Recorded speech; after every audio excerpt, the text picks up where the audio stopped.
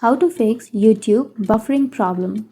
So if you're facing a buffering problem on YouTube, so for example, I open my YouTube application, and after opening your YouTube, now if you simply go for a video, you can simply choose any video.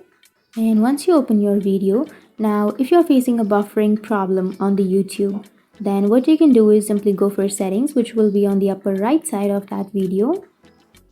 And now you will have quality option. Tap on quality, and here you will have auto, high picture quality, or data saver, or advanced. So now what you have to choose is data saver. And once you tap the data saver, now your buffering issue would be fixed. But if that still doesn't fix your buffering problem, then you need to check your internet connection. So YouTube buffering happens if you don't have a stable internet connection.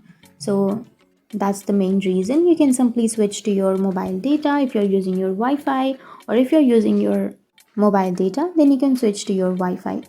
Or if you're using your Wi-Fi, then you can switch to your mobile data.